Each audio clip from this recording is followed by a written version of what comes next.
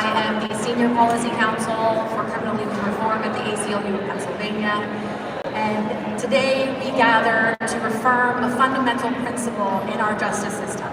The promise that no person should face prosecution without a lawyer by their side, regardless of their income. 62 years ago, on March 18th, the Gideon decision established this right. But a right that exists only in theory is no right at all. Without investment in public defense, Gideon's promise remains unfulfilled. Public defense is more than just a constitutional right. It is the gateway to every other meaningful reform in our criminal legal system.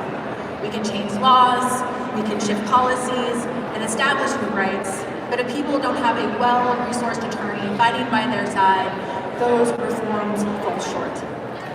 It's a public defender who challenges illegal searches, ensures bail reform is enforced, and holds the system accountable when it fails. Without them, the promise of justice remains just that, a promise, not a reality. Our state has taken a very important first step in making an initial investment in public defense. Recognizing what we here today have long known. Our justice system cannot function without a strong public defense system. But we aren't done yet. Underfunded and overburdened public defense offices still mean delayed justice, wrongful convictions, and people sitting in jail simply because they are poor. A partial investment is not enough. We must fully fund public defense to ensure that justice isn't a privilege for the few, but a right for all. We are joined today by public defenders, county leaders, and elected officials who understand what is at stake and who are committed to making the right to counsel real for everyone. As a former public defender in Dauphin County, I am grateful and honored to be standing here with them.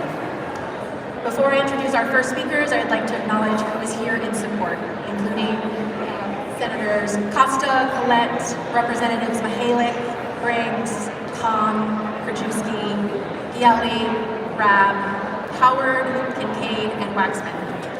Also, Professors Gopal Balachandran, Marlene Shields, Cheryl Sobeski-Reedy, Tylee Thompson, Elizabeth Bennett, and Neelam Salmi.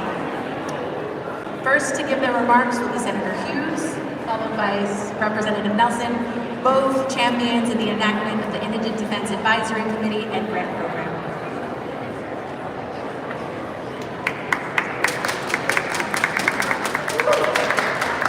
All right.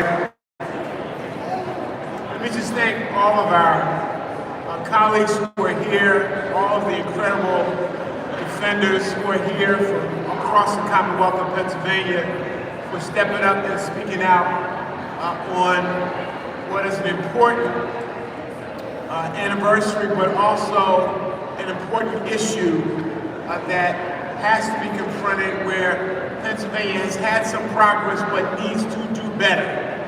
We can do better. We have the resources to do better. The question is, do we have the will to do better? It's especially important that we have this conversation now, where the rule of law is under attack. I mean, completely under attack. Law firms being threatened.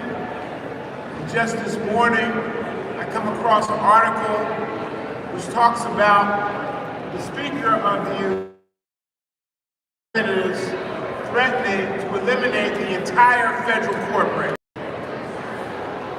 I need you to think about that. The Speaker of the U.S. House of Representatives is advocating elimination of an entire court system. That is the space that we're in right now. So to advocate for an increase in funding for our public defenders is right, it's appropriate, it's necessary, and it darn sure is timely. Criminal justice reform starts with adequate and appropriate representation for the least of these. Not just for those who have the ability to buy the legal representation that their bank accounts can clearly afford. Thank you to to our governor for making this happen 2 years in a row. It's now time to take it up to the next level. He knows we're out here advocating for taking it to the next level. Not new, okay? Not new, all right? But we want to have this conversation, advance this issue, because there's far too many people in a courtroom right now. We're planning to go into a courtroom that don't have the representation that the Constitution requires them to have. And we've got to change that. We've made progress, but there's now more to do. And it is now more important than ever to get it done right now, where our judicial system is under complete assault. We've got to respond, and this is one of the most important ways to respond. Thank you, everybody. Thanks to all our colleagues for being here. Thank you for the incredible work of our defenders all across the Commonwealth of Pennsylvania for doing this good work. Let's get this done. Let's get this done now. Thank you.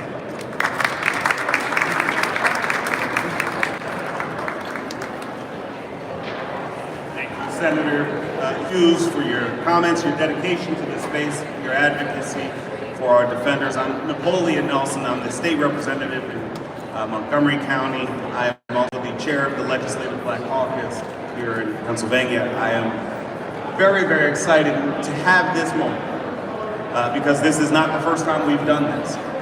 I'm excited that we are now a few years into the work that Pennsylvania should have done decades ago. I'm excited that we are moving the ball on how our indigent, how our community members, how our neighbors, our loved ones, how we ourselves are able to access justice in Pennsylvania.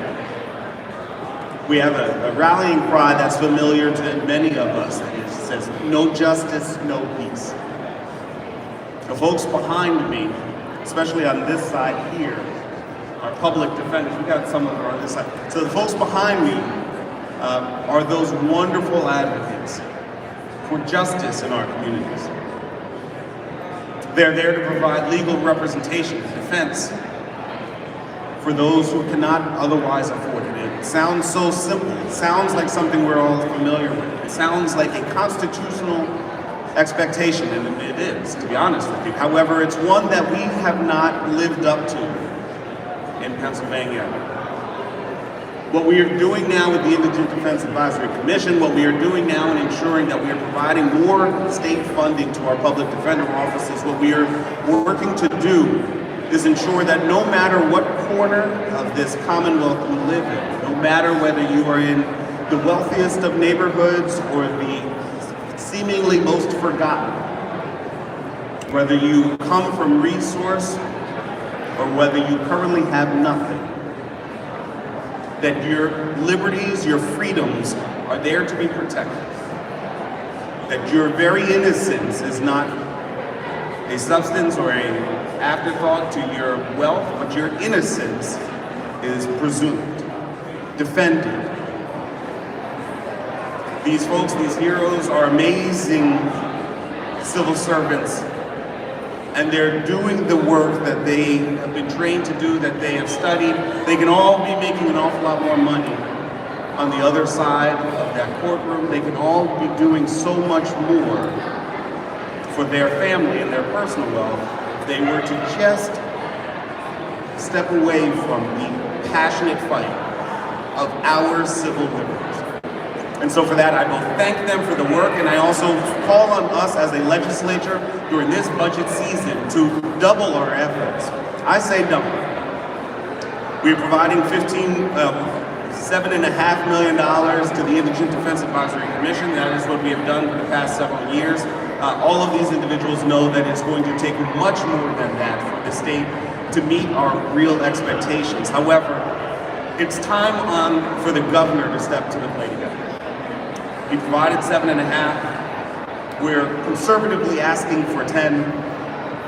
We need 15, and we need everyone's help. So thank you guys for engaging us. Thank you for supporting the lawmakers behind me and the lawmakers throughout the state. Call your state rep, call your state senator, tell them to make sure that we provide funding, adequate funding for the defense of the innocent. It feels constitutional. And in fact, it very much is. Thank you so much. I want to bring my colleague, one of my favorite reps, former public defender himself from Allegheny County, my brother Dan. Thank you. Look, it is always a good morning when we have a chance to talk about indigent defense. And I want to thank, I was noted by my good friend from the Senate, that we would not be where we are today without the work of Governor Shapiro and Lieutenant Governor Austin Davis, because they have recognized what has long been an issue here in Pennsylvania, which is we have been leading the nation in never funding indigent defense. We've been leading the nation in undermining constitutional rights. We've been leading the nation in making sure a bunch of poor people don't have the chance to have their rights represented when they're in court. Well, thankfully, Governor Shapiro and Lieutenant Governor Davis decided that that was not appropriate, that we had to start reversing that trend, that we had to start pushing into what really should have been done 50 years ago, but we had to start pushing now. And look, the money that we've gotten in has made a difference, but the reality for it is that it is nowhere near enough.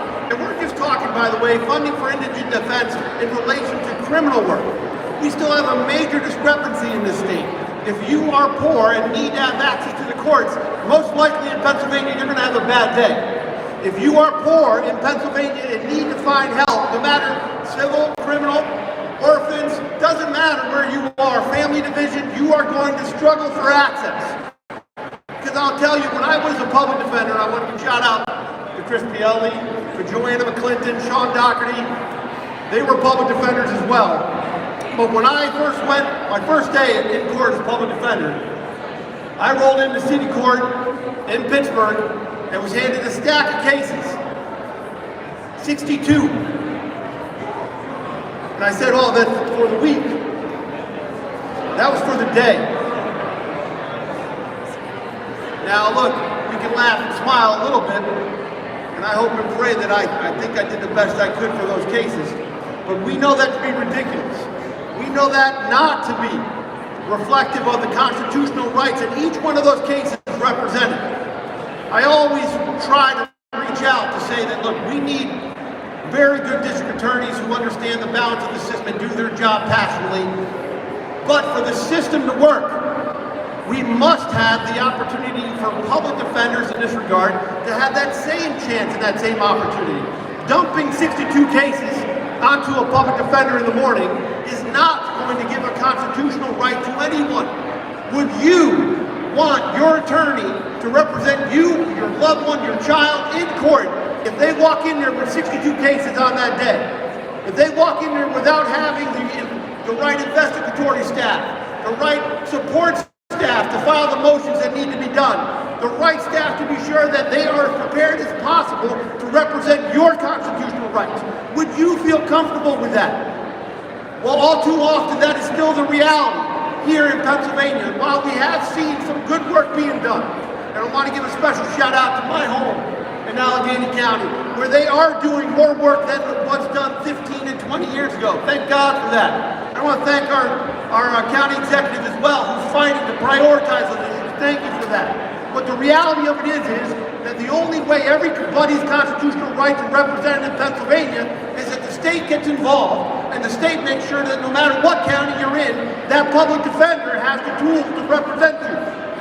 That's the reality. That's what we need. So we come here today to say thank you to the governor and lieutenant governor for their proposal. We definitely appreciate that. But we also know that it is not where they know it, we know it, it's not where we need to be.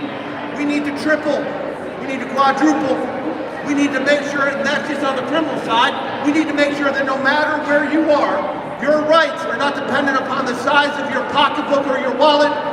Your rights matter wherever you are in Pennsylvania, and your right to defense is part of that equation.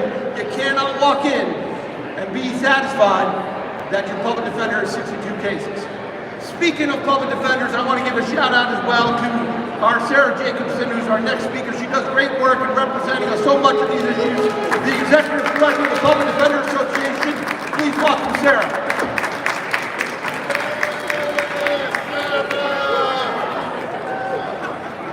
Thank you so much.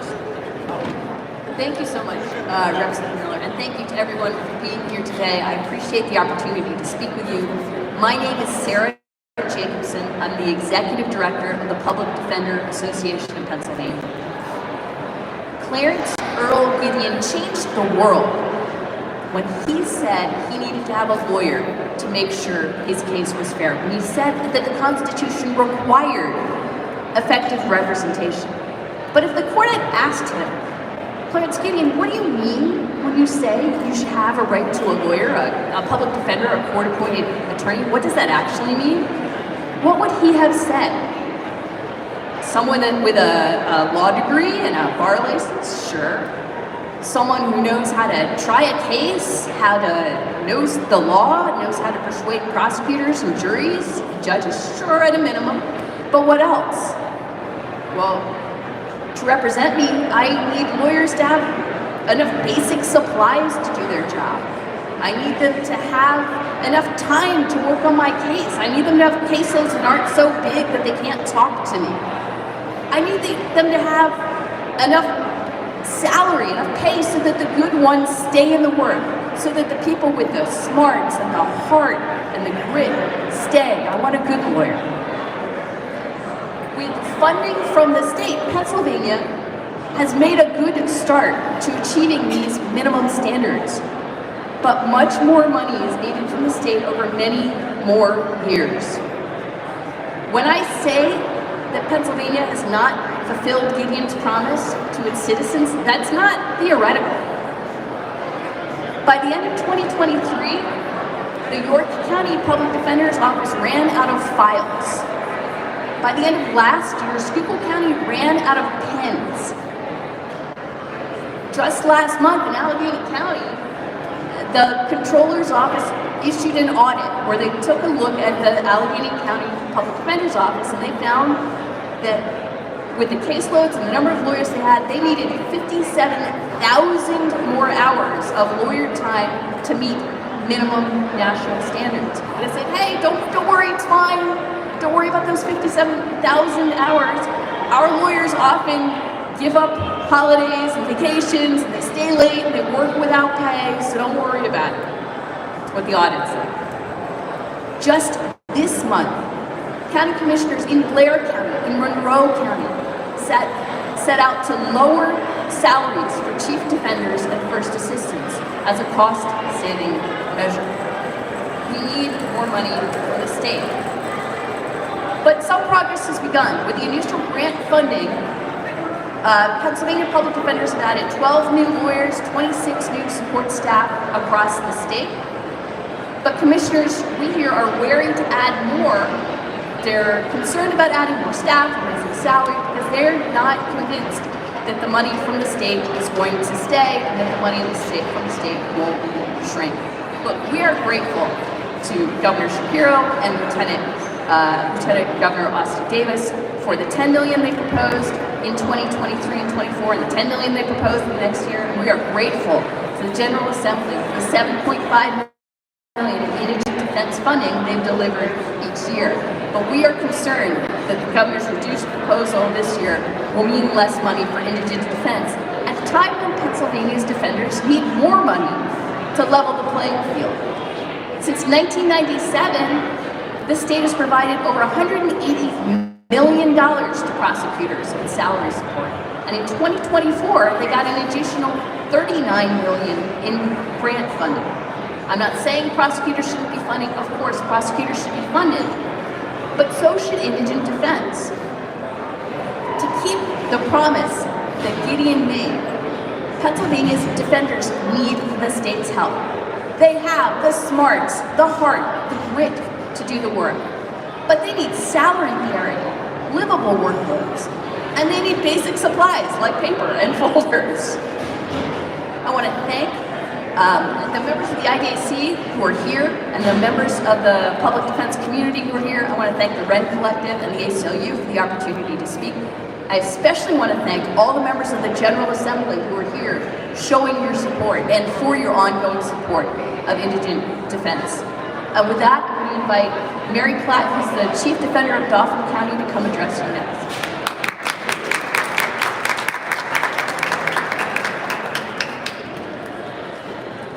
The Dauphin County Public Defender's Office has 27 attorney positions and opens approximately 5,500 new cases every year.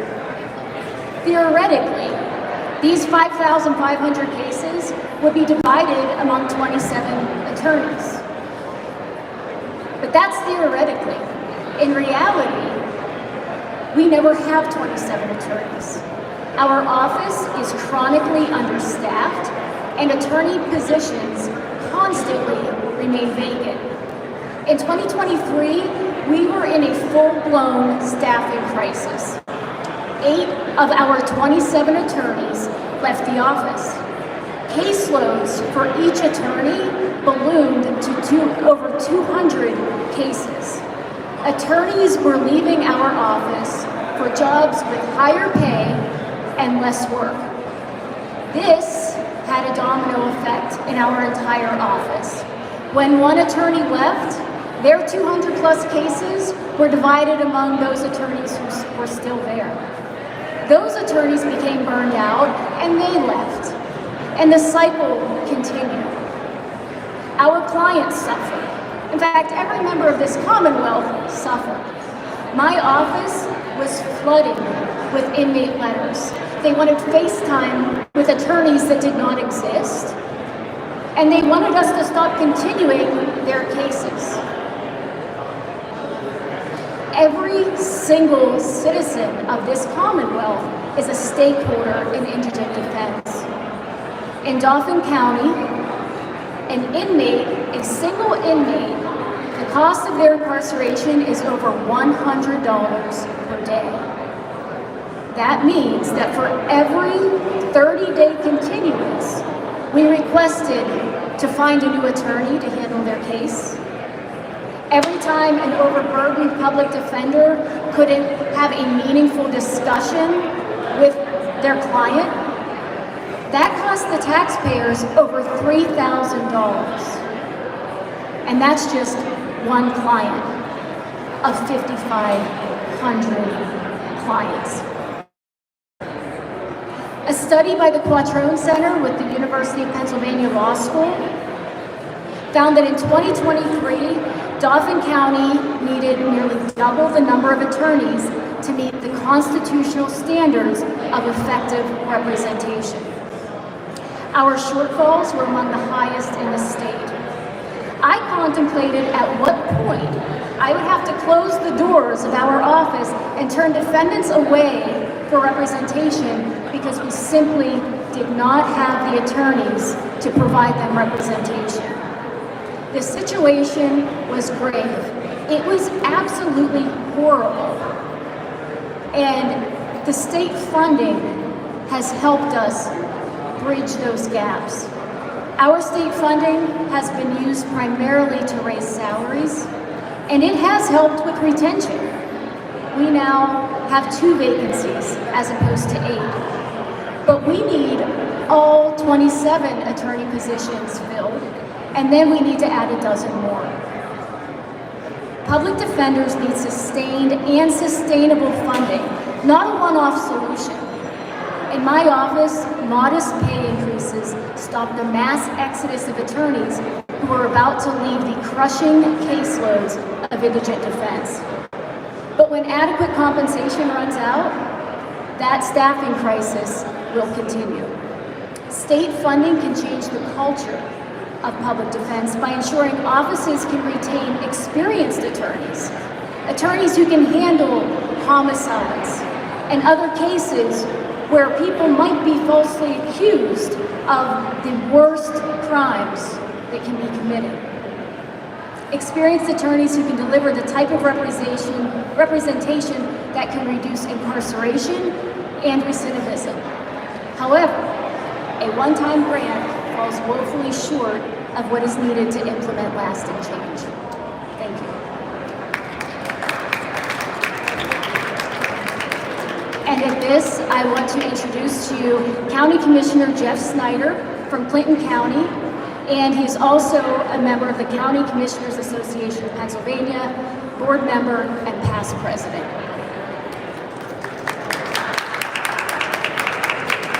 Morning, thanks for being here.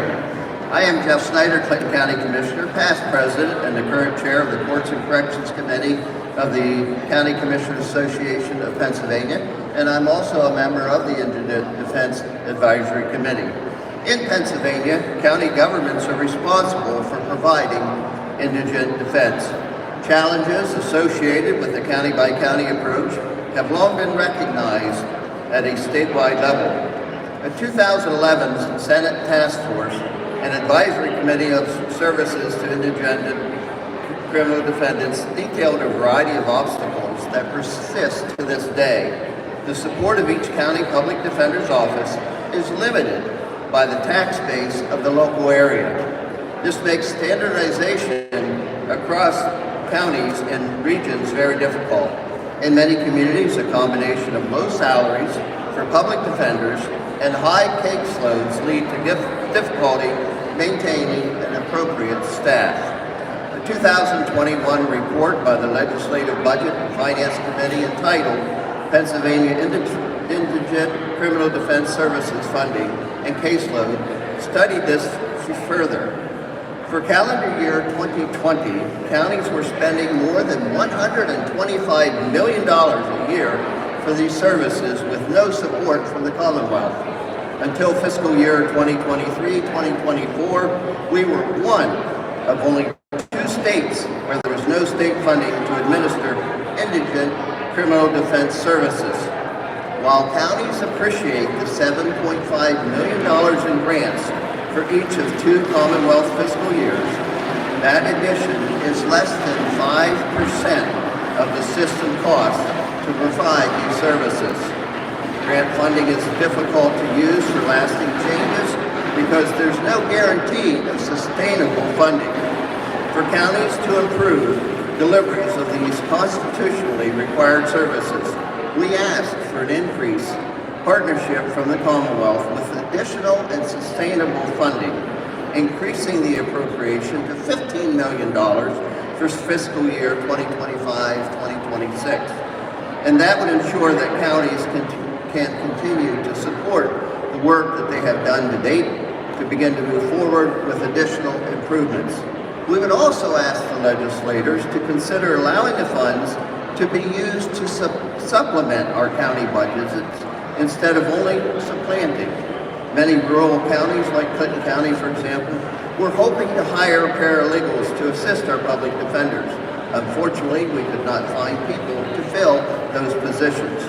Allowing counties to use the funding to supplement the budgets would free up funding to be used in other needed areas. Housing, mental health crisis centers, are just some of the things, re-entry, that we could be spending those dollars on that would benefit low-income residents in our counties. Thank you for your attention to this very important service counties provide across the Commonwealth. The County Commissioners Association of Pennsylvania looks forward to additional partnership with the Commonwealth in this work. It's my pleasure now to introduce Kate Casamani, who is a criminal defense attorney at Catherine C. Casamani Law.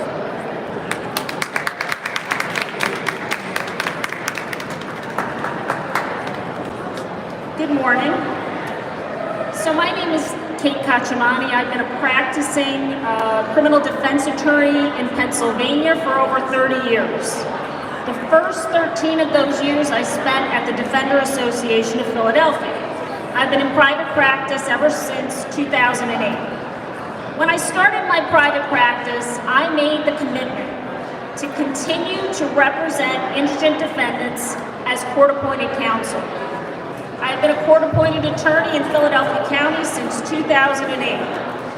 So when we talk about funding indigent defense, we must remember that in addition to properly funding public defenders, we must adequately fund court-appointed attorneys as well.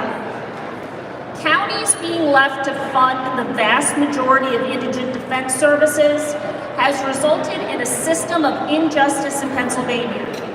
Now you may be thinking that as a court-appointed attorney from Philadelphia, surely that's the one county where things are fine. You would be wrong. Because of the history of insufficient funding and huge delays in payments to court-appointed attorneys, we are losing competent court-appointed attorneys, investigators, and experts every single day. We have lost virtually all of our court-appointed investigators. We currently have only one court-appointed investigator willing to do court-appointed work. That means as I stand here today, there is only one court-appointed investigator available in Philadelphia County for thousands of clients. That includes the homicide cases. My investigators stopped taking court-appointed cases in 2023 because of an extremely slow payments and a woefully inadequate reimbursement rate. When you don't pay indigent defense attorneys and their providers a sufficient rate, what often results is miscarriages of justice, increased lengths of stay in our jails and prisons, and wrongful conviction actions down the road.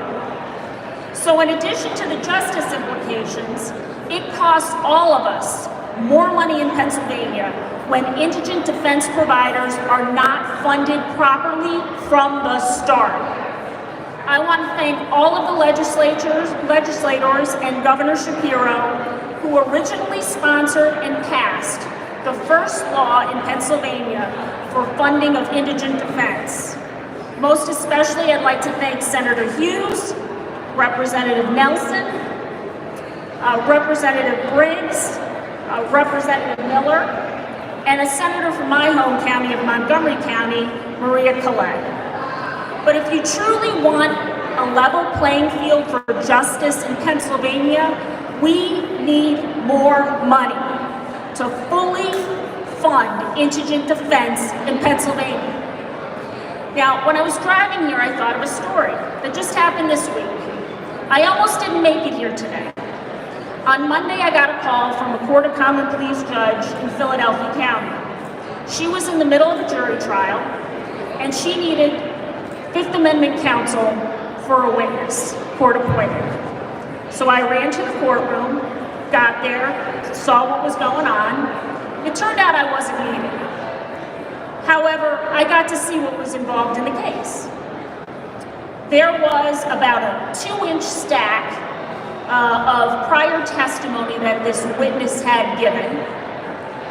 The trial was in the middle of happening, so I wasn't going to get much time to talk to this witness, probably just overnight, which meant I was going to have to bring that witness to my office Monday night, off hours, go through whether that person should testify or not.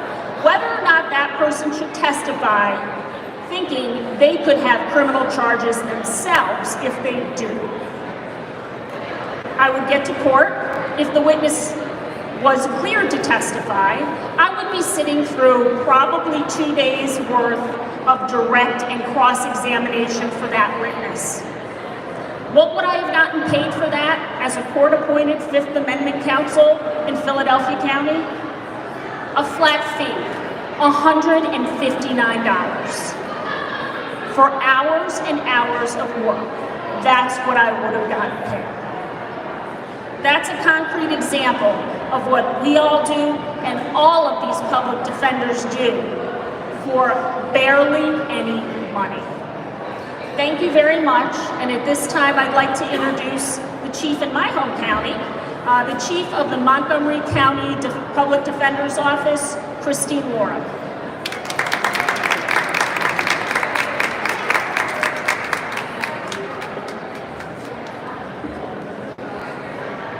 Good morning. My name is Christine Laura, and I am the Chief Public Defender in Montgomery County. A lot of folks up here today have thanked Governor Shapiro, and as most people in this room, and I think in this entire Capitol know, Josh Shapiro is a Montco native. In fact, back home before my time, but everybody still calls him Josh, very first name basis. As a commissioner, he started investing in the Public Defender's Office. Oddly enough, it's budget cycle. I'm looking back over my budget, and I noticed that the first time that the Public Defender's Office got the slightest increase in our budget was when he became the chair of our commissioners. He made the positions of the Deputy Chief Public Defender full-time, unimaginable that it wasn't before.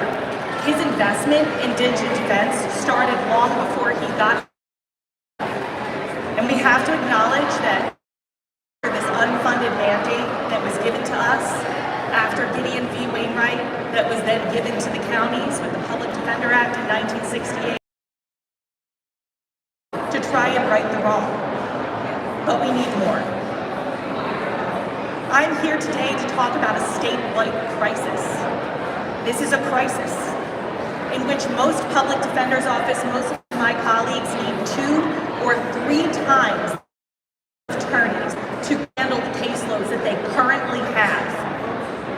In Montgomery County, I have to say that I'm here in a unique position. We are fortunate. We've been lucky. And I've gotten a lot of support. There's a lot of representatives here to thank, and there's some that aren't. I have to thank my commissioners, Neil McKeesha, Jamila Winder, Thomas DeBello, because when I came to them with the results of the study performed by the Quattrone Center at the University of Pennsylvania and said, look, I need 42% more attorneys than I currently have to handle my caseloads. We are in crisis. They took immediate action and increased my department by 20% this past fall. It was incredible. Their leadership sends a clear message that is important for all of us. The right to counsel is not a privilege. It is a fundamental constitutional guarantee that must be protected. In Montgomery County, we've made strides. We have 5 social workers assisting more than 6,000 clients and handling more than nearly 8,000 cases on the adult side, nearly 2,000 cases on the juvenile side, which is both an incredible achievement, but also an impossible burden. And I say it's an achievement because most public defender offices in the Commonwealth of Pennsylvania have no social workers at all. So when I come in and say I have 5 for thousands of people, it sounds like a good thing, but it's not. The appropriated $7.5 million that was divided among 67 of us is a drop in an already empty bucket. That is the reality. Divided between the 67, most counties received approximately $100,000, maybe a little bit more, and I can tell you right now, it's barely enough to fund one lawyer. Barely enough to fund one when they need 3 times the number that they currently have. And the consequences of underfunding are devastating.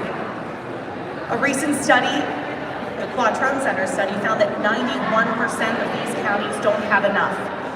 This means wrongful convictions, folks. This means over-incarceration. This means that a system is failing the very people that it is supposed to protect every single day. The financial toll of these failures is staggering. It's like an estimated $854 million that we've spent on wrongful convictions alone. But the human toll, the people, it's unspeakable and it's immeasurable. This is not a partisan issue. The legislation that created Indigent Defense Advisory Committee and the Grant Fund passed with overwhelming bipartisan support.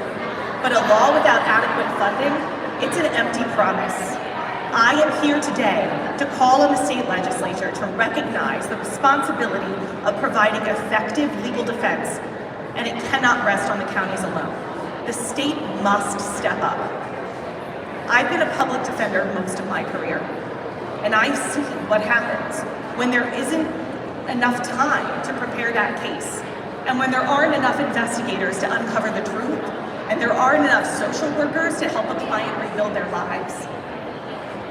I've seen the faces of the people that have been failed by this system, and I refuse to accept that we cannot do better. In this time of uncertainty, when the most vulnerable among us are at the greatest risk, we must all stand tall. We have to be the loudest voice in a very loud room. Justice is not justice when it's only for those who can afford it. And the right to an attorney is not the privilege of the wealthy. It is a promise to all. The reality here is that public defenders cannot afford to wait. Our clients cannot afford to wait. Our communities and this commonwealth cannot afford to wait. And I'm standing here today to call on lawmakers to give us the resources we need to do what the Constitution requires of us. Not tomorrow, not in the next budget cycle. The time is now. Because a promise unkept isn't a promise at all. And we will not stand by and watch it be broken again and again. Thank you.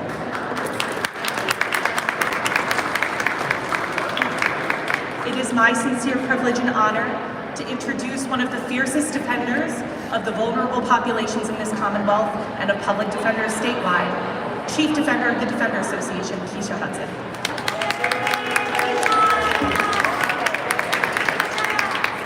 Good morning. Keisha Hudson, Chief Defender of the Defender Association of Philadelphia.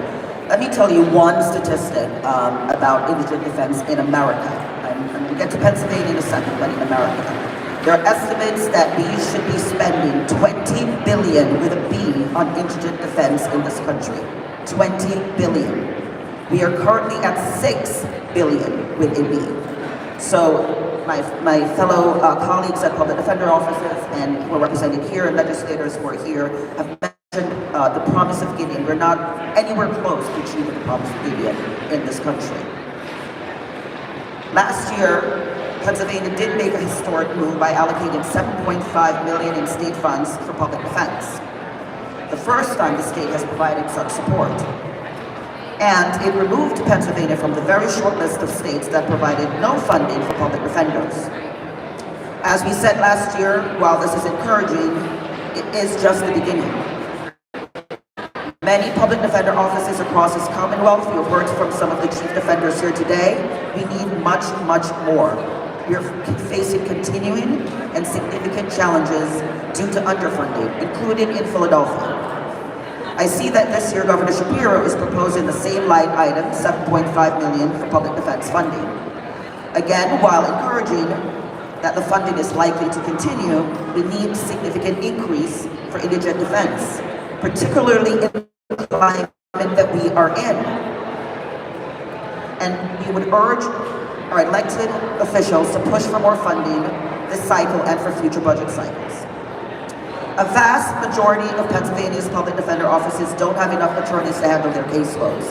In Philadelphia last year, we represented 50,000 people, including 4,000 children. We did that with 200 lawyers. That means 61% of incarcerated Pennsylvanians, those in jail pre-trial who are presumed innocent, are staying in jail longer than they should. It's not just a funding or resource issue, it is a justice issue. Thanks to leaders in Philadelphia City Council, our office is better funded compared to public defenders in other counties. But we still face significant disparities when compared to the resources allocated to the prosecutors in Philadelphia.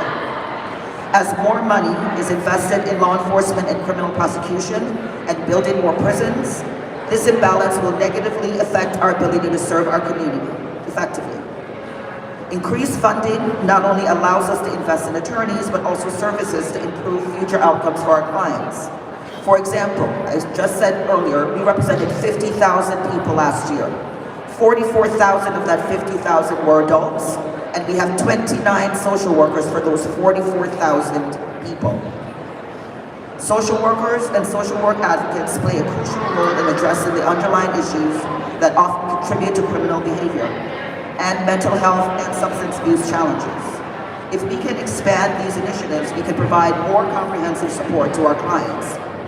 I want to express my deepest gratitude to the legislators who are here, to Senator Hughes and Representative Nelson, Representative Miller, and others who have championed our cause, and to the public defenders in Philadelphia and across this Commonwealth and across this country who fight for justice every day. Your commitment ensures that the promise of Gideon remains alive in Pennsylvania. Thank you.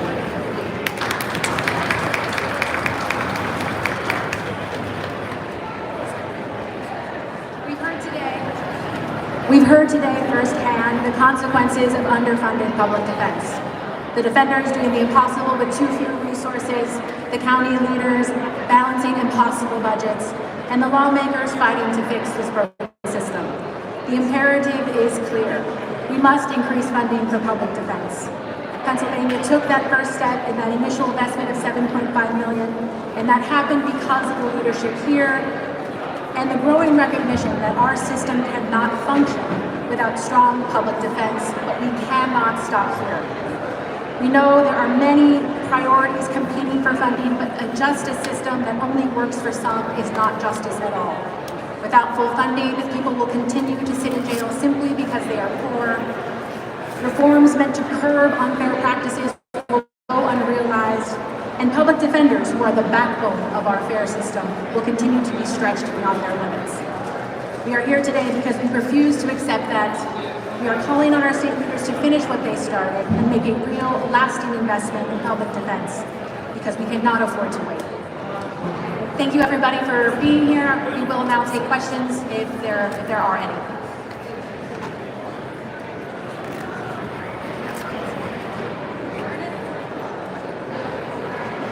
Seeing no questions, I will thank all of the supporters who were here today, and also Senator Street, who was here, who I forgot to mention, also Chairman Briggs, who was here, and every one of the people standing behind me. We have done this together, and we will continue this fight. Thank you.